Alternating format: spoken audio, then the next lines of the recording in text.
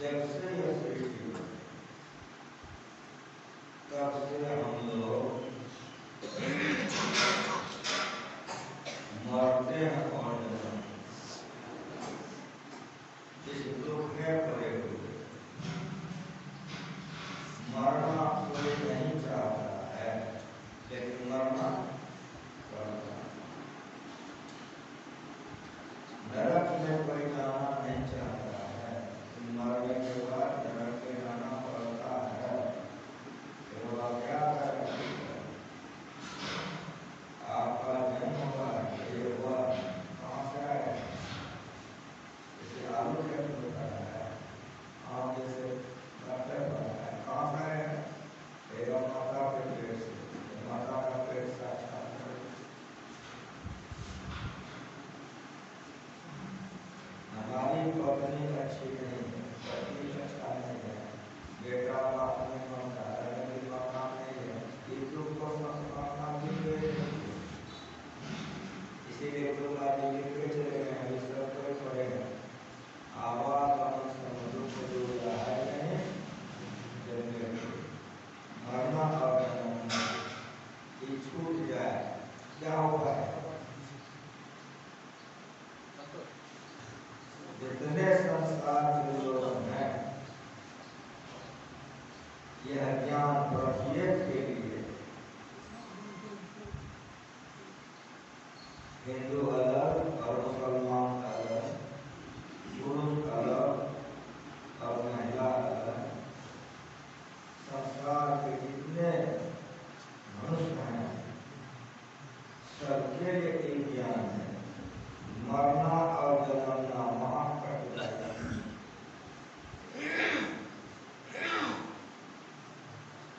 कि मरना और जन्मना कैसे छूटेगा? अगर किसी देवी देवता का आप उपासना करेंगे तो देवी देवता के लोग लोकांतर हो जाएंगे।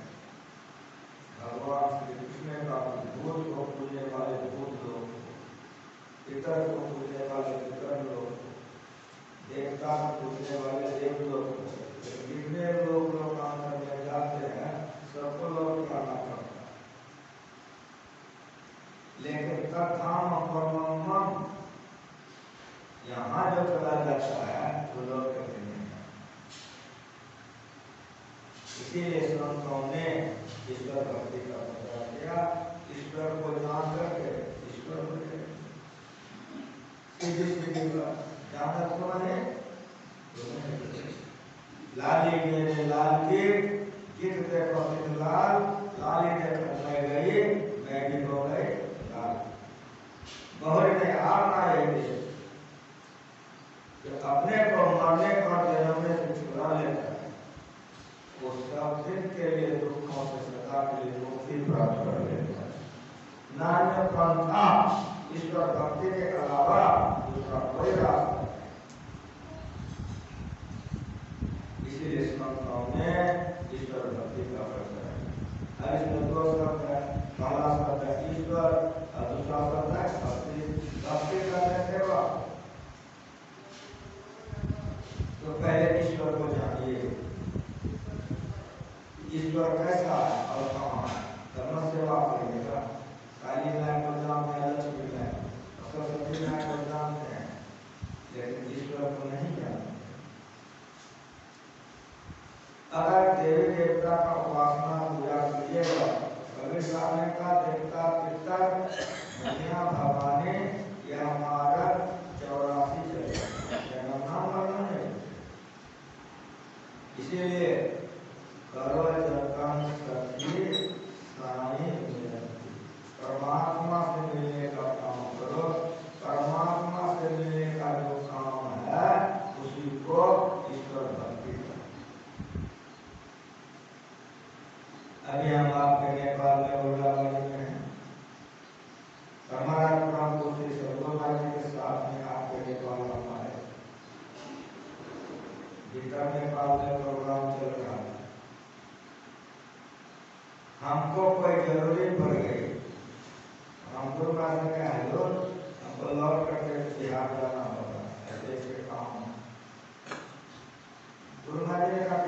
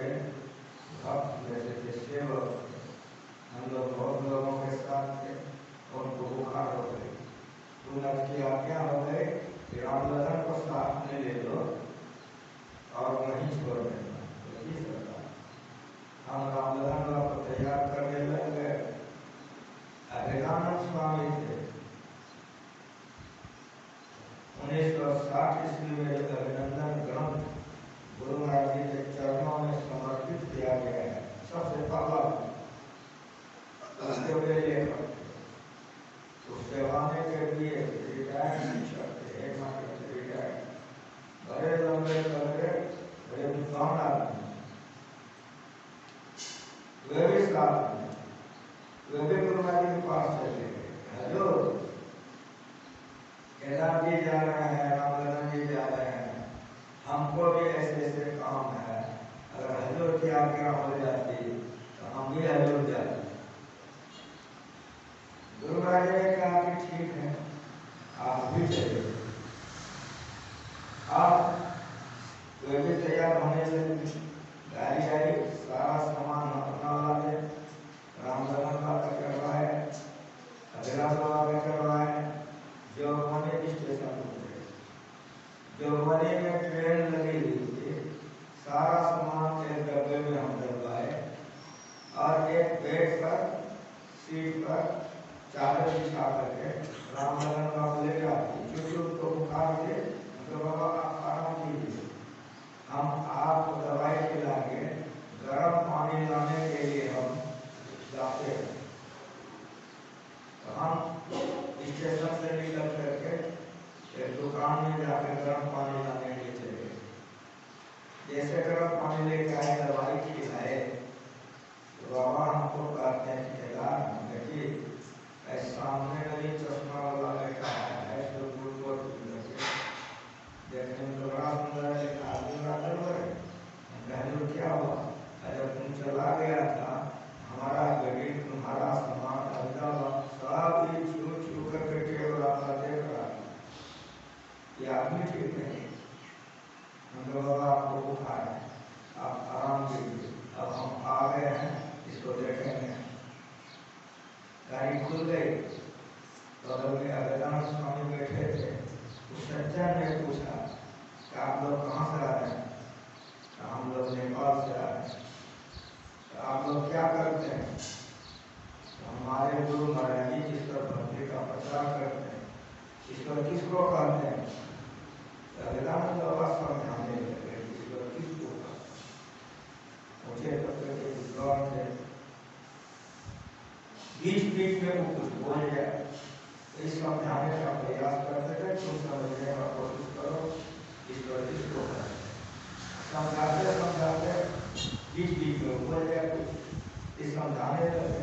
एक दो बार अंग्रेजी में कुछ बोल दिया, अंग्रेजी में जो बोला, वेदांत बाबा अंग्रेजी में जो डांटना शुरू किए, अंग्रेजी देखा क्या तुम्हारे, तुम्हारा ऐसा है, हमारा पोता है, तुम अंग्रेजी में करता है, काफी बकवास हो गई।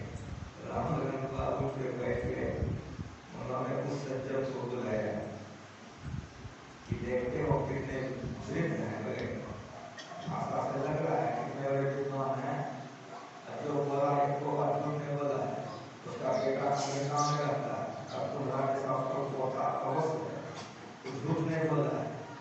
तो क्या समझ रहे हो कि गरबा में भिखमंगा है? भिखमंगा नहीं है। यहाँ पे हमारे बच्चे के पास जो कुछ तुमको पूछना है, हमारे बच्चे से पूछो। हमारे घर में बैठा, गाड़ी जा रही थी, थोड़ी देर के बाद उससे हमने तरफ देखा और हमसे वही प्रश्न कर दिया, तो प्रश्न पूछ दिया। हम तुरंत देखे थे इन लोगों को, दोनों विद्वान आदमी, दोनों से लड़ाई देखी।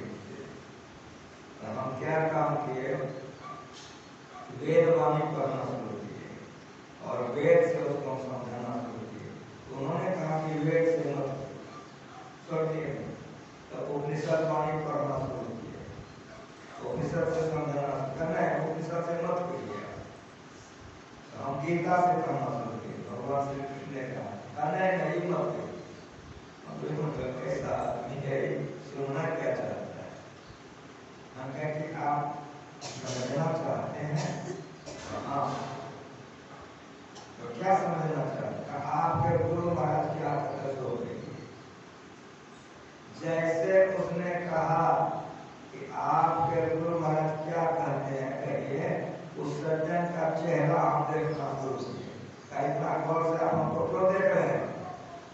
हमें इतना गौर से इसीलिए देख रहे हैं कि वेद में एक मंत्र है, उपनिषद में एक श्लोक है, गीता में एक श्लोक है, कबीर साहब ने एक साखी में कहा है, रामायण में एक चौपाई है, लेकिन हमारे गुरु महाराज ने जो कहा है उन्होंने एक ही शब्द कहा है। इसीलिए आपको हम कितना गौर से देख रहे हैं, हमारे गुरु महाराज जी का आप नहीं समझ सकते, तो नहीं आप अपने गुरु महाराज हम समझे नहीं समझे, आप अपना गुरु महाराज जो परम वस्तु को गाली जाती, हम कुछ नहीं इतने बोलते जो परम याद है कि आप लोग थोड़े देर के बाद हमको कहता है जो परम क्या होगा, मैंने कहा तो आधे अंत रहे, बस हम बोल रहे हैं जो आधे अंत कहते हैं गति पर।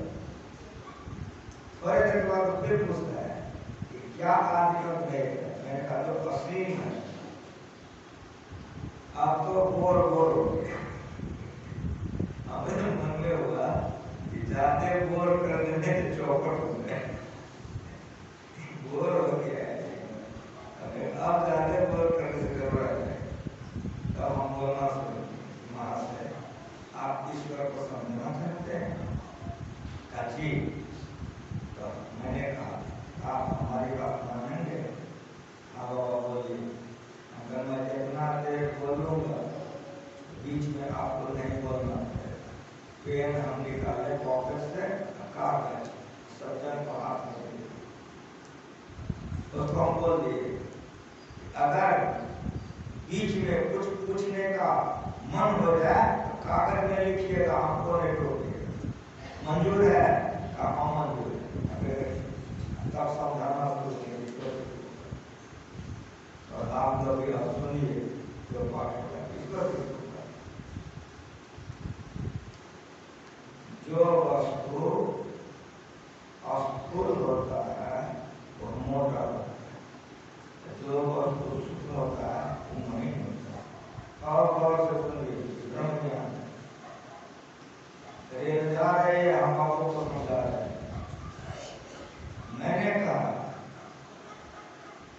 सूक्ष्म वस्तु स्थूल में स्वाभाविक व्यापक होकर अपना केंद्र अधिक रखता है। जैसे हमारे बच्चे स्कूल पढ़ने के लिए जाते हैं, जो भूगोल के शिक्षक होते हैं मास्टर, वे मिट्टी और जल कांच के गिलास में घोल देते, मेज पर रख देते, थोड़े देर के बाद आप देखेंगे कांच के गिलास में ऊपर जल ही जल है, नीचे मिट्टी ही मिट्टी, दो भाग देखेंगे कांच के गिलास।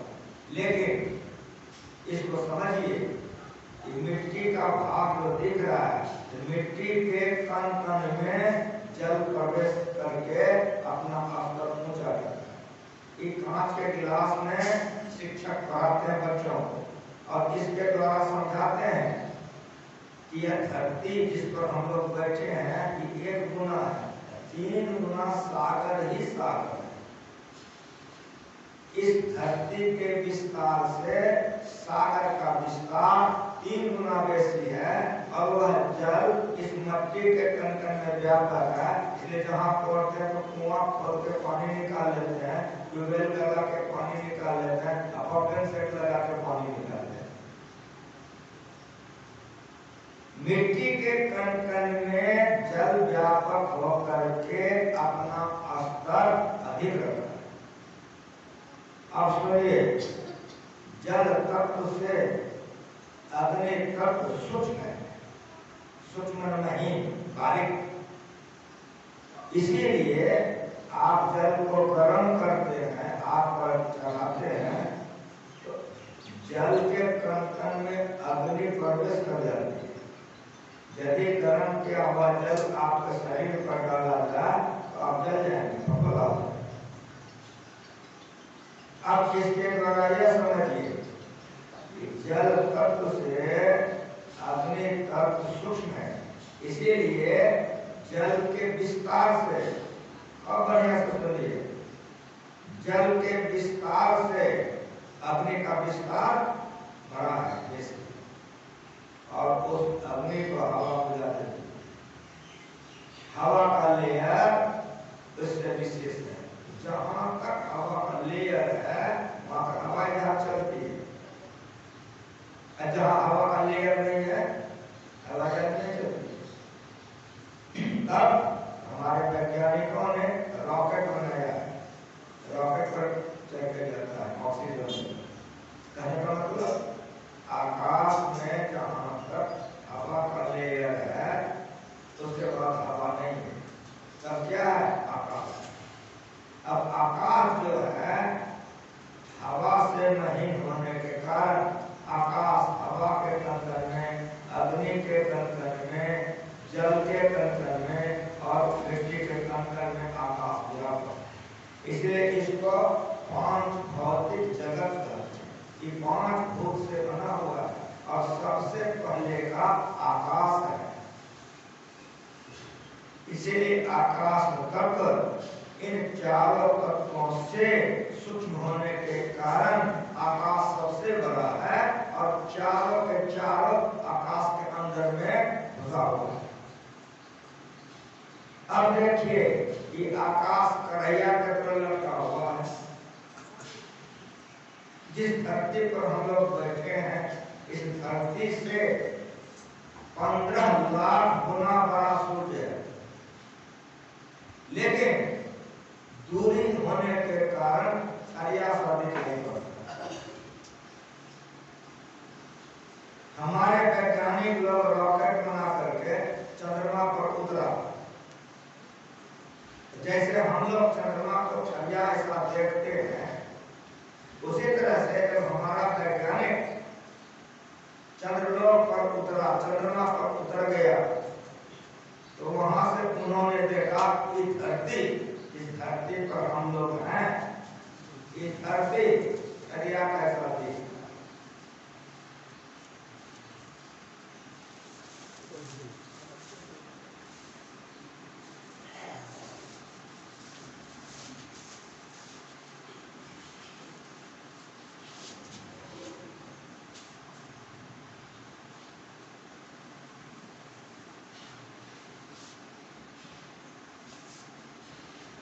हमारे वैज्ञानिक लोग जब चंद्रलोक से उतर करके यहाँ आया तो बताया कि यदि गेहूं चावल की कमी हो जाएगी तो वहीं जाकर गौ करके काट लेते हैं।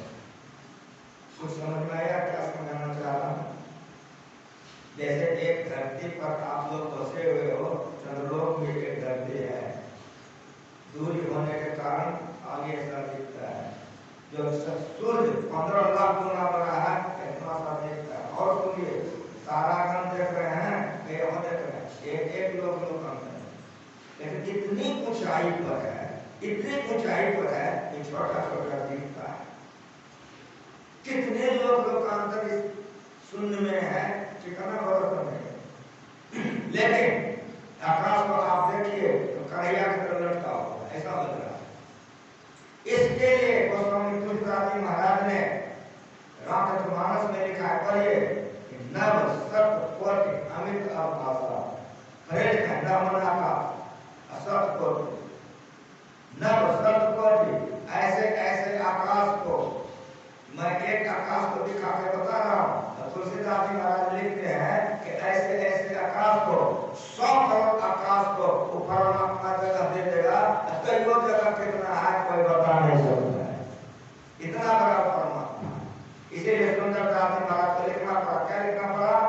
व्योम व्योम अनंत अखंडित आदि अनंत सुमध्य कहाँ है, वो परमान करे परिपूर्ण द्वैत अद्वैत कछु न जहाँ है। ये परमात्मा ऐसे ऐसे आकाश को 100 करोड़ आकाश को मालिक जगह दे सकता है, क्यों? तो अनंत। इसीलिए इस ज्ञान को समझिए, आकाश इन चारों तत्वों से पहले का है और आकाश इन चारों तत्वों से सूक्ष्म है, इसलिए चारों में व्यापक है। समझ में कुछ आप लोगों का गया है? और सुनिए, आपका मन है और आकाश है, और बढ़िया से सुनिए। आकाश का लोग सत्संग सुनने के लिए अभी उर्लावारी सत्संग मंदिर में मौजूद है, कहिए हाँ। आप लोग घर से आए हैं, कहिए हाँ। आप लोगों का मन घर गया, घर से लौट के आया, ये आकाश में गया आगे। आप लोग शादीशुदा हैं, बाल बच्चे वाले हैं, क्षमा कीजिए, बोलिए आप ससुराल और नैहर समझते हैं? जैसे ससुराल बोल नहीं थे आप लोग ससुराल, वो लोग नैहर गए कि नहीं, मन गया मन आ गया। अगर आप लोग भागलपुर फुफाघाट कोई गए हो, तो हम जैसे फुफाघाट बोलते हैं, तो मन फुफाघाट भागलपुर गया लौट के आ गया। कहने का मतलब समझ में आ रहा? ये आकाश में मन गया और आ गया, लेकिन आप अपने मन में आकाश को भूलो, अपने को समझ में आ गया? तो मन से मन नहीं किया जाता, बल्कि मन ही मन क्या पा जाता। जिस देश के लोग उपासना करते हैं वो कर्म नहीं, परवाह करने वाले, परवाह करने वाले। ये आकाश से भी मन सूक्ष्म है। अब बढ़िया से सुनिए, जिस आकाश में आप हो, इसको सौर जगत कहते हैं, इसको अस्तुला आकाश कहते हैं। जैसे समझो इस आकाश से आपका मन सूक्ष्म है, इसीलिए मन आकाश में जाता है और आता है, लेकिन आपका मन में आकाश में घुस सकता है। क्यों? तो मन सूक्ष्म है, इसीलिए मन का दायरा, मन का विस्तार छोटा और बड़ा होगा। ठीक ठीक बोलो, अगर ठीक ठीक बोलोगे समझ करके, इस आकाश से भी मन का विस्तार बड़ा होगा। अब मेरी बात सुनिए कि मन से बुद्धि सूक्ष्म है। आप लोग सत्संग में बैठे हो, जूता खोल के आरती होगी उठोगे ना, जूता पहन रहे हो, बगल में तो नया जूता पैर घुस गया, तो मन कहता है कि नए है लेके चलो, तो बुद्धि कहते जूता वाला देखेगा जूत तोड़ेगा। तो समझ में आया कि हम क्या समझाना चाह रहे हैं? मन से बुद्धि श्रेष्ठ है। अगर मन पर बुद्धि शासन न करे, रास्ता पे अल्लाह जूता तुरंत कर दे। कहने का मतलब ये आकाश का बोझ करने लग रहा है। आकाश से मन का मंडल बड़ा होगा कि नहीं? समझ में आ रहा है? और मन के मंडल से बुद्धि का मंडल बड़ा होगा, उसका विस्तार बड़ा होगा। क्यों? तो मन से बुद्धि सूक्ष्म है। अब मेरी बात आप लोग सुनिए, जितना भी मैंने आपको सुनाया सब के सब जड़ है। अपने शक्ति सत्ता किसी को नहीं, तो ये भाषित किस पर है, ये जड़ता किस पर है? चेतन। तो चेतन क्या है? चेतन को आप लोग समझिए, एक कोई बीज है, चना मान लीजिए एक बीज है, उस चना को थोड़ा सा सेक लीजिए, तब उस सेका हुआ चना खेत में बो दीजिए, यूरिया सल्फेट पानी खूब दीजिए, गाछ होगा ना? लेकिन नहीं, वो चेतन स्थूल जड़, सूक्ष्म जड़, कारण जड़, महाकारण जड़, इसीलिए गुरु महाराज जी पिंड भगवान का नक्शा बनवाया है। आपको मंदिर में नहीं है? नीचे में पिंड भगवान का नक्शा लोग देखते, स्थूल जड़, सूक्ष्म जड़, कारण जड़, महाकारण जड़, इसको जड़ प्रकृति। लेकिन जड़ प्रकृति भाषित किसका है? चेतन का, चेतन का। और उस चेतन को जो बनाने वाला है चैतन्य चेतन, वो परमात्मा। हम कहीं जा रहे थे बस पर, बहुत दिन की बात, हम बस से कहीं जा रहे थे, 2 सीट का बस था, हमरे बगल में आकर एक विद्वान साधु बैठे हैं, बस जा रहे थे, वो हमको सुनाना शुरू कर दिया। तो मेरा मन खुश हो गया कि यात्रा अच्छी हो गई, कोई साधु आकर के सुना रहा है। सुनते रहे उसका, घंटा सुनते रहे, हमको उतरना है। तो हमारे मन में हो गया कि जिसका घंटों सुन लिए, अगर मिनटों में सुना दे इसको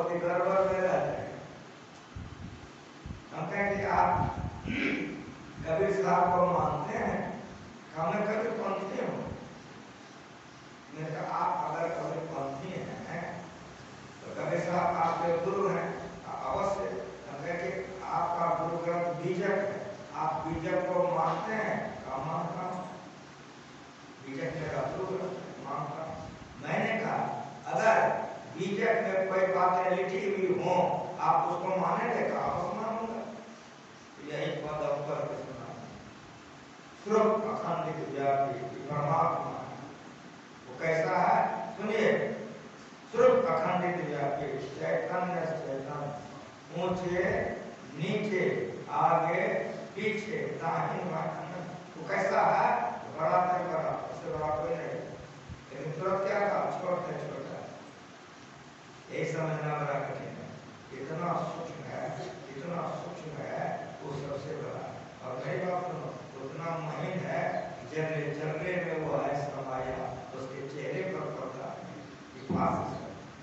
गुरुमत का पदावली करो, प्रत्येक परमाणु अणु, प्रत्येक परमाणु अणु लघु दीर्घ सब अणु सब में व्यापक जानो लगा रहा है प्रभु वर्णन में आवे। ऊंचे नीचे आगे पीछे दाहिने बाएं अनंत, बड़ा ने बड़ा, छोटे छोटा, महीन ने सब लेखा, सबके मध्य मध्य में बीच, सबके मध्य निरंतर साएं दृष्टि दृष्टि होते, चांद चश्म से नजर आवे, उसको चांद के चश्मा से नहीं देख सकते हो, खोज रूप के नैना कब चून चमून वजूद नमानो सुवा नमोना आएगा, जैसे आईना सब दर्शावे, जो कुछ भेष बनावे, जो अनुमान करे साहब को, तो साहब दर्शावे, जाए रूप अल्लाह के भीतर, ते भीतर के साएं रूप अरूप हमारे आसपास हम दोनों के साएं, जो कोई रूप आपने देखा, सो साहब को देखा, कहे कबीर स्वरूप हमारा साहब को देखे, विद्वान साहब थे। जैसे मेरा पद समाप्त हुआ, वो मेरा मुंह देखने लगे, और मुंह देखते वो क्या करते हमको कि साहब जी हमारे ही तरफ से हमको प्रचार दें, हमें क्षमा कीजिए, यहाँ हार जीत की बात नहीं। अगर कबीर आपका गुरु है तो मेरा भी गुरु है, अगर बीजक आपका गुरु ग्रंथ है मेरा भी गुरु है। कबीर पंथ में 12.5 मत माना गया है। जब गुरु महाराज जी शरीर मौजूद थे तो मेरे मन में बार बार जिज्ञासा होती थी कि 12 होता चाहे 13 होता है, 12.5 का है, ये हमारे मन में प्रश्न होता है। जब गुरु महाराज जी का शरीर नहीं रहा, हम फ्री हो गए, एक बार हम वाराणसी गए बनारस, कबीर 54 की मैंने खोज की, एक बुक मिला, उसको मैंने पढ़ा, उसमें पढ़ा जो 12 मत के लोग होते हैं वे चेतन तक को मानते हैं लेकिन परमात्मा को नहीं मानते, वे चेतन तक को मानते हैं परमात्मा को नहीं मानते। वे 12 मत के थे,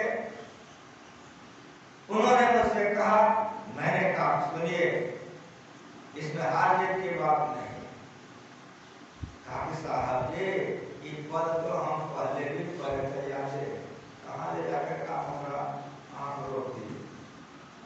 चैतन्य चैतन्य और बढ़िया समझिए, ईश्वर खुदा गौर अल्लाह भगवान भगवती ब्रह्म परमात्मा कहा गया। चैतन्य चैतन्य जो चेतन को चेतना देने वाला है, सबसे विस्तार चेतन कहा, जो चेतन को बनाएगा उसका विस्तार किया। चैतन्य चैतन्य वो ऐसा चेतन को भी बनाने वाला है, वो कौन है?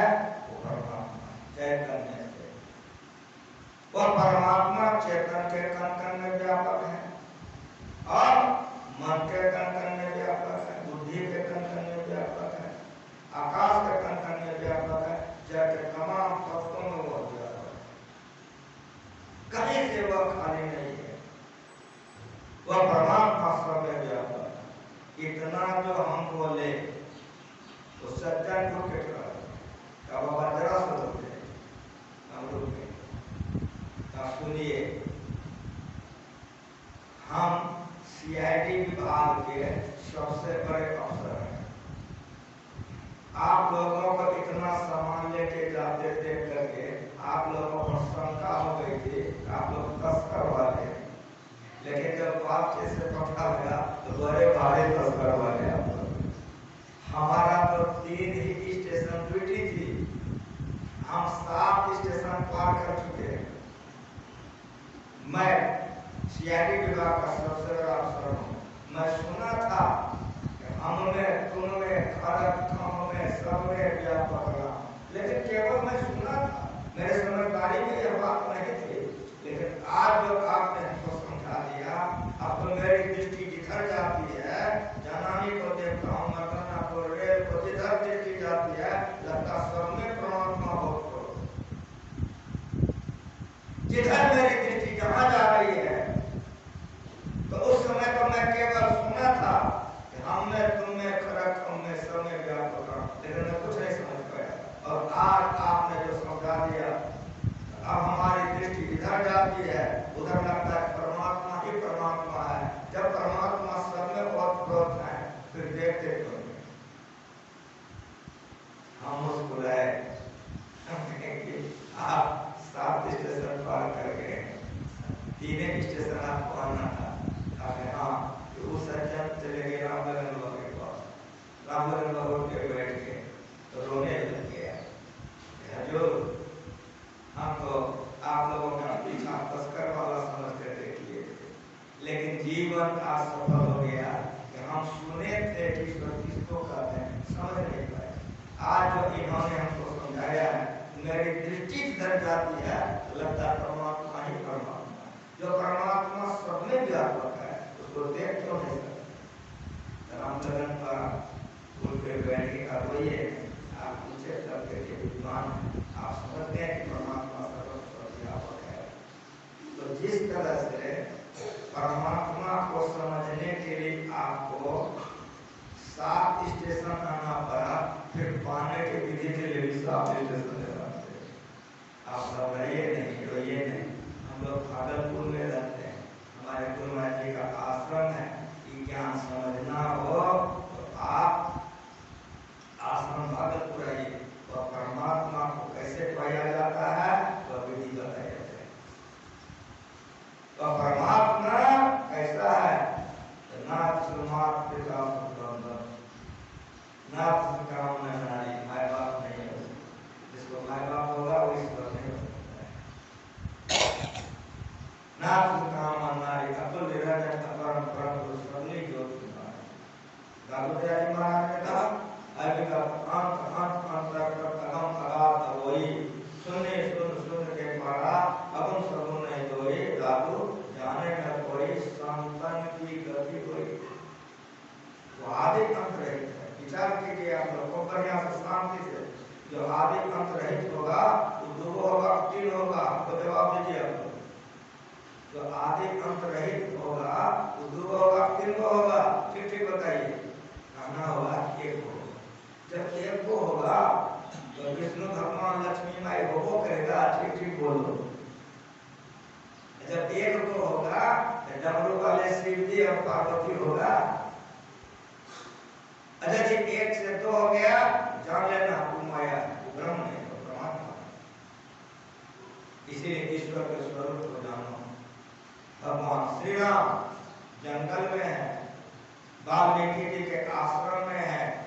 वाल्मीकि जी से भगवान श्री राम पूछते हैं कि 14 वर्ष के लिए हमको वनवास हो गया है, आप जंगल में रहते हैं, हमको रहने के लिए जगह बताइए। भगवान श्री राम ने वाल्मीकि जी से पूछा, वाल्मीकि जी मुस्कुराए। वाल्मीकि जी ने कहा कि राम, तुम तो मैं धर्म के लिए पूछ दिए हो, हम कहाँ रहेंगे, लेकिन तुम जो पूछ दिए हो कि कहाँ रहेंगे, हमको पूछना पड़ेगा। तुम बताओ, जहाँ न हो तुम देव कही कोई बताओ।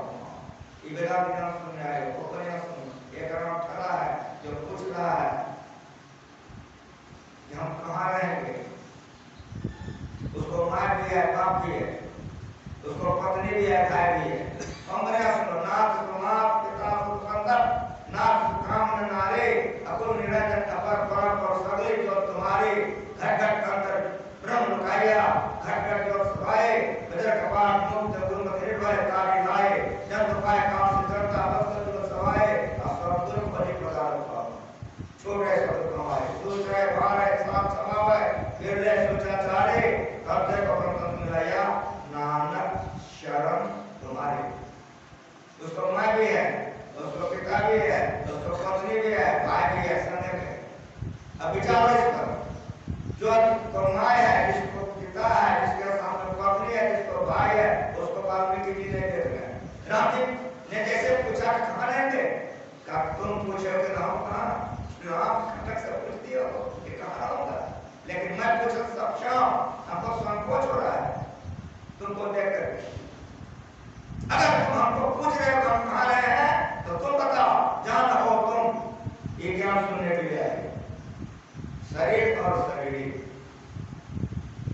रूप और अरूप, क्षेत्र और क्षेत्रज्ञ, जैसे समझो समझो। वो देख रहा है लेकिन इसको नहीं देख रहा है। किसको देख रहा है? जो कह रहा है जहाँ हो तुम, जहाँ तुम नहीं हो देव कही वह जगह तुम हमको बतलाओ, जैसे तुम बतलाओगे यहाँ हम नहीं है, तुरंत रहने के लिए बताना नहीं हो।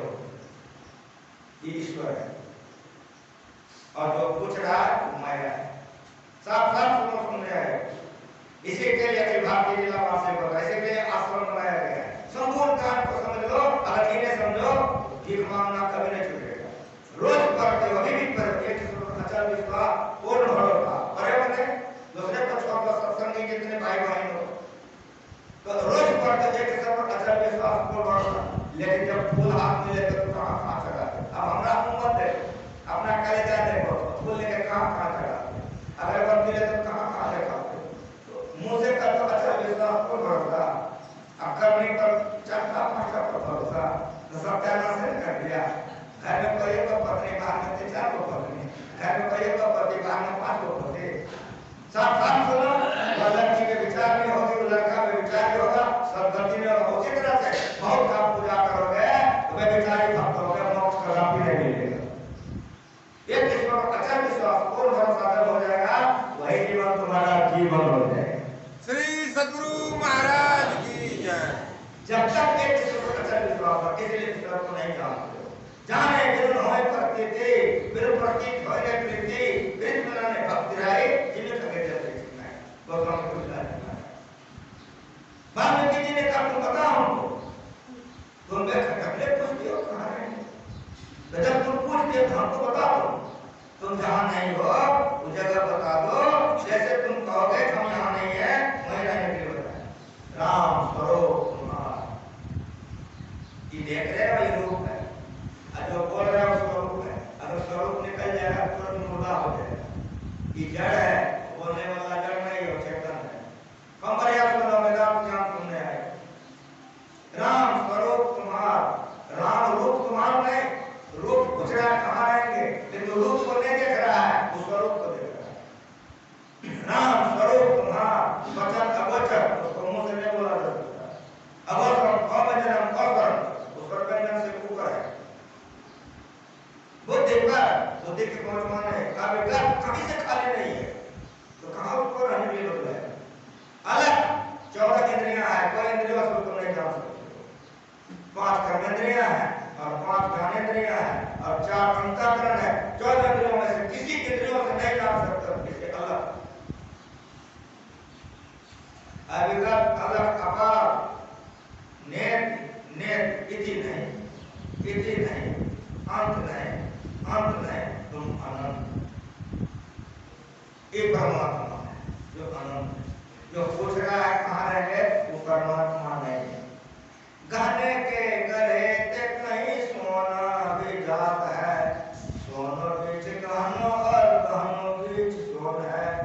सोन को तो जान लीजिए, गहनो बर्बाद कीजिए, यारी एक सोन थाने पूछ करो नीच है। यारी साहब सत्संग करो, सोना का गहना है आपके पास, तो हम बच्चे बेचने के लिए सोना रवा क्या चलेगा, ये गहना बेचेंगे तो सोना रवा को उसको कसौटी पर कसेगा। वो बताएगा कि 2 आना इसमें खाद है, 14 आना सोना है, तो खाद का पैसा सोना रवा देगा करेगा, ईमानदारी से बोलो नहीं देगा। अच्छा दीदी कह दो कि गहना का बनवानी दे दो, सोना रवा देगा करेगा।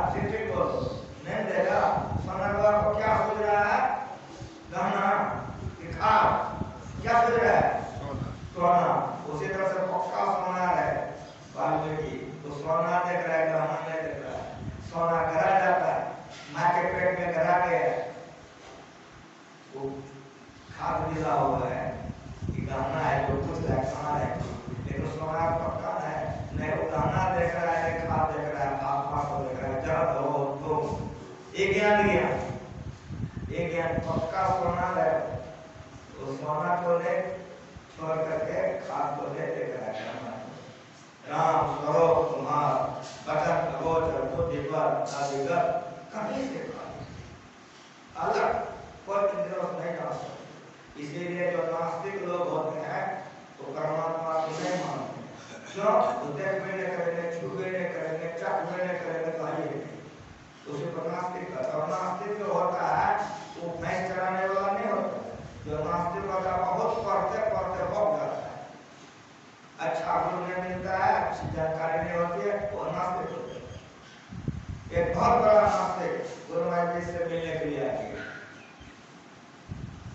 गुरु महाराज जी आराम से सुनाने लगे, गुरु महाराज जी सुनते रहे, सुनते रहे, सुनते रहे, वो बोलते रहा, विद्या का अहंकार होता है, बहुत विद्या पढ़ लिख करके नास्तिक होता है, याद रखना।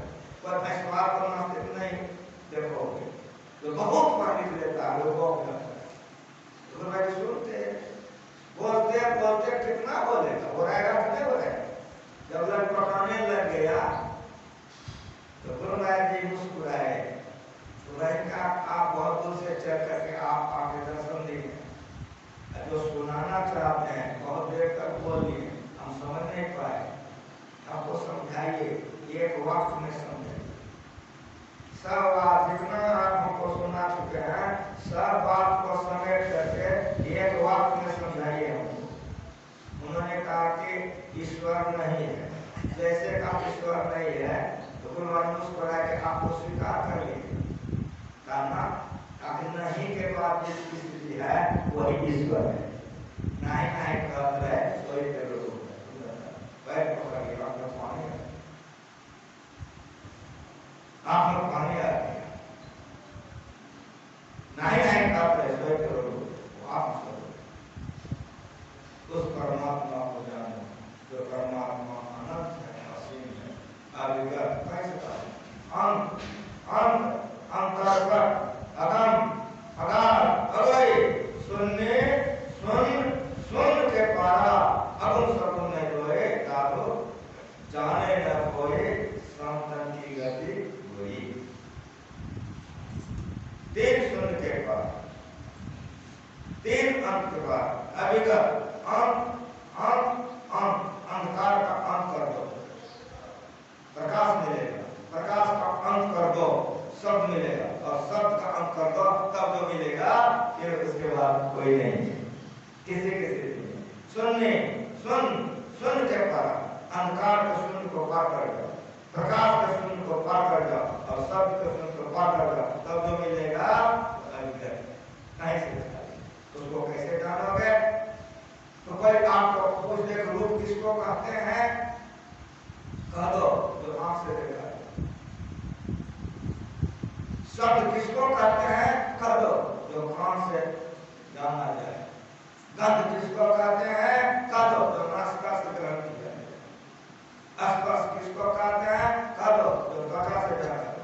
उसी तरह से परमात्मा किसको कहते हैं, तो उत्तर दे दो जो आत्मा से जाना जाता है, जो आत्मा से जाना जाता है वो परमात्मा, आत्मा के अलावा परमात्मा कोई नहीं जानता, जो परमात्मा जनानी नहीं है, जो परमात्मा मर्दाना नहीं है, जो परमात्मा नाम रूप नहीं है, ऐसे परमात्मा को जानो। इसीलिए अभी गाय हो वो परमात्मा कैसा है, सब क्षेत्र छत्ता बड़ा बड़ा परमाणु से पार्वती परमात्मा अस्तु सूक्ष्म कारण महाकारण और चेतन के परे जो है वो परमात्मा, निर्गुण सगुण के पार सगुण गुण सहित अस्तु सूक्ष्म कारण महाकारण गुण सहित है, इसमें परमात्मा व्यापक है, इसमें रहकर परमात्मा को नहीं जान सकते। लड़का चश्मा किसी को पहना दो, हाँ सौंसे दुनिया घुमा दो, और सौंसे दुनिया घूम के आ जाए, पूछो कैसा देखा, वो क्या कहेगा, लाल देखा। उसी तरह जड़ प्रकृति मंडल में रहोगे जड़ देखो, चेतन में रहोगे चेतन देखो, जड़ चेतन को जब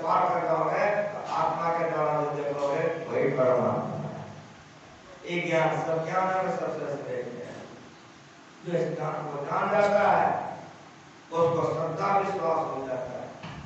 इसीलिए जाने बिन होए प्रतीति, बिन प्रतीत होए प्रीति, प्रीत बिना में भक्त जाए, ये कहे चलते सिखाए। वो परमात्मा को जान नहीं जानते इसलिए श्रद्धा नहीं, श्रद्धा नहीं इसलिए विश्वास नहीं, विश्वास नहीं इसलिए उसका भजन नहीं करते। काली माँ को जानते हो, सरस्वती माँ, दुर्गा माँ, छठ माँ, उसके पीछे पांडव लोग वनवास में था जंगल में, भीम निकल करके कहीं चला गया, एक सरोवर में आचमन कर रहा, वहां एक छोटा सा बालक आके कहा तू कौन है? देखता नहीं है सरोवर का जल बंधा हुआ होता है, पात्र में पानी ले लो, बाहर का क्या करना। भीम साधारण नहीं था, राजकुमार राजा का बेटा राजा, बोलने नहीं था और मुझे 10,000 हाथी का बल था। ऐसे गर्दन करके देखा कि बच्चा टक्कर कर रहा है, कोई प्रभाव नहीं पड़ा, उसको कोई प्रभाव नहीं पड़ा, बालक को तामस आ झपट गया, जैसे तीर का प्रवाह नहीं झपटता है ऐसे झपट गया, घुस गया सरोवर में। सरोवर में घुस करके एक हाथ लगाया भीम के गर्दन पर, दूसरा चुत्तर पर, फूट कौन से तरफ उठा, सीधे फूट कौन से तरफ उठा, आकाश की तरफ निकला, सरोवर से निकल करके दक्षिण की तरफ दौड़ा। जो खूब तेजी से दौड़े जा रहा था, भगवान श्री कृष्ण ने देखा आज भीम समाप्त खत्म हो गया। तो भगवान श्री कृष्ण क्या किए, जिधर दौड़े जा रहा था वो बालक पीछे का भगवान प्रकट होकर रुक गया, रुक तो गया लेकिन भीम को सामने रखा। कहाँ ले जा रहे हो? कहा प्रभु, वो बालक भगवान कृष्ण को पहचानता। कहा प्रभु, ऐसे गहरे समुद्र में फेंकूंगा बहते चला जाएगा। तो भगवान मुस्कुराए, क्या तुम अपना तामस कम कर दो, पहचानते हो? कहा जी जी, कहा नहीं पहचान। अरे तुम्हारा दादा और इसका नाम भीम है, जैसे का तुम्हारा दादा है तो दादा को देख मैंने किया, लेकिन सुना था कि हमारा दादा भीम है। तो परिचय है, वो कौन था? आप लोग पढ़े लिखे हो, महाभारत पढ़ो, घटोत्कच का बेटा बलबली सहोदर पोता था, चचेरा मोनेरा फुफेरा नहीं, सहोदर पोता। जैसे भगवान ने परिचय कराया कि तुम्हारा दादा भीम है, जैसे कहा तुम्हारा दादा भीम है, आकाश से उतार करके जमीन पर खड़ा कर दिया, पैर पकड़ कर दादाजी गड़बड़ हो गए। समझ में आया? कुछ वेदांत ज्ञान का निश्चय है, सब भगवान गए थे, रसगुल्ला के बाद थोड़ा समोसा चाहिए, बाहरी बात में तो मन लगेगा, आंतरिक बात वेदांत ज्ञान बड़ा निश्चय है। लेकिन मैं विश्राम करने हुआ, मैं अपने विजय करूँ। भीम को नहीं पहचानता था, श्रद्धा नहीं थी, जैसे पहचान गया श्रद्धा में पूजा करने लगा। उसी तरह से देवी देवता को जानते हो, परमात्मा को नहीं जानते। इसलिए संतों ने ईश्वर भक्ति का प्रचार किया, ईश्वर को जानो। वह सब असत हो के पार, मन बुद्धि बच के पार, गोबर से बच पार, गलती भाष के ऊपर एक लाइन को करो, सारा धर्म साफ एक रख दो और दुनिया की रचना एक रख दो। अगर इसको जानना चाहते हो, सदगुरु को नहीं जाओ। जब तक गुरु के शरण में नहीं जाओ, अति ज्ञान को जान करके जो ईश्वर का भजन करते हैं, ईश्वर अनंत है, अनंत सुख, अनंत शांति, अनंत चैन, अनंत। उस परमात्मा को कैसे पाएंगे, इस संबंध में हम आपका सेवा इसलिए भैया करें। समय देखना है, ये कोई 9 से भी बेसी हो गया, सवा 9 बजने का है। आप लोग एक भजन सुन लीजिए, आरती कर लीजिए, भोजन करके फिर आप लोग 2-3 बजे आइए। वह परमात्मा का नाम ही नहीं और परमात्मा मरना नहीं। अगर जनानी मरना का पूजा करोगे तो परमात्मा